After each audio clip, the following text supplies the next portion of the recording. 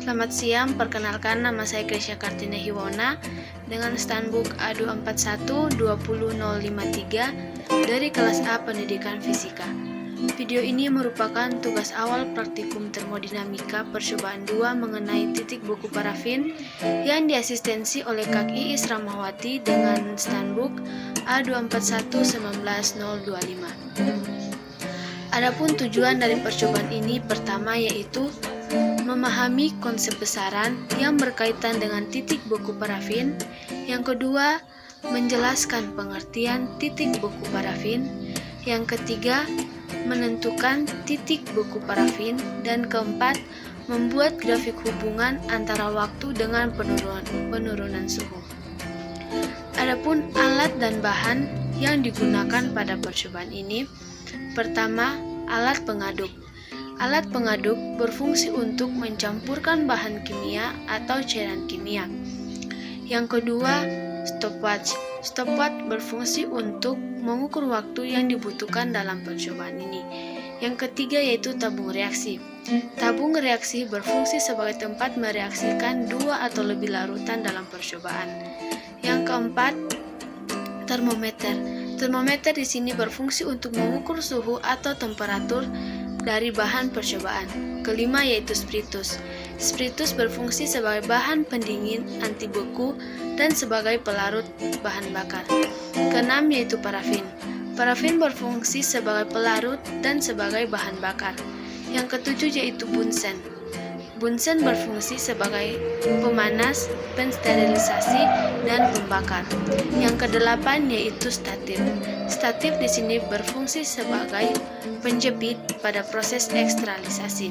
Yang kesembilan yaitu kertas grafik.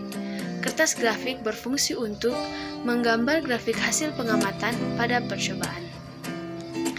Adapun teori ringkas dari percobaan ini yaitu suatu materi dapat berwujud sebagai zat padat, zat cair, atau gas.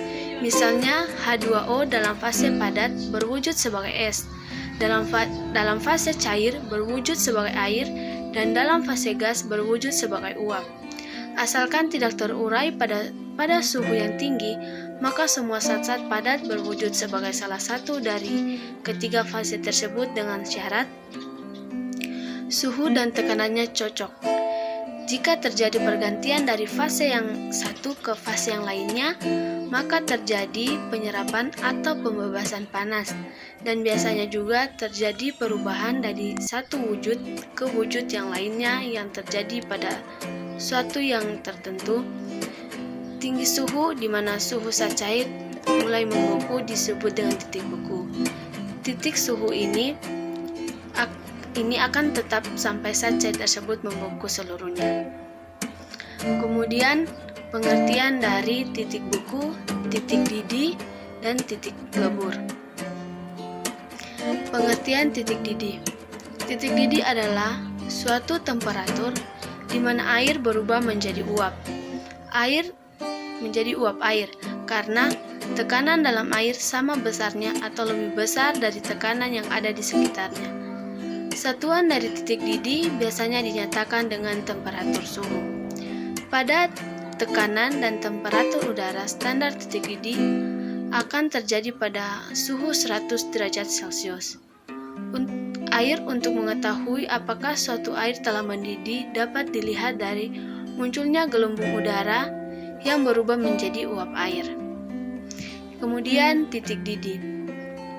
Titik didih ditentukan oleh kekuatan daya tarik antar molekul.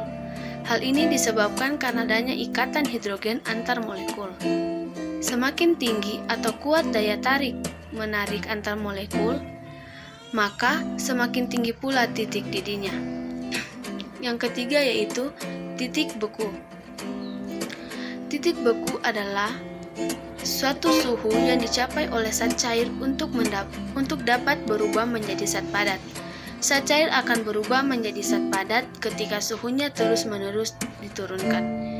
Titik beku air adalah pada saat 0 derajat Celcius. Kondisi membekunya suatu zat disebabkan karena pada suhu yang rendah, jarak antar molekul menjadi semakin dekat. menyebabkan terjadinya gaya tarik-menarik yang amat kuat pada zat tersebut. Kemudian pengertian titik lebur. Titik lebur adalah suatu suhu yang dicapai oleh zat padat untuk dapat melebur menjadi zat cair. Pada titik lebur, fokus tekanan tidak begitu berpengaruh pada titik lebur.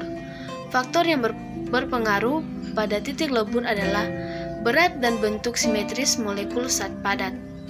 Pada senyawa zat padat organik, titik lebur benda sama memiliki temperatur yang sama dengan temperatur ketika benda padat telah habis melebur. Kemudian pengertian panas peleburan, panas pembekuan, dan panas peralihan.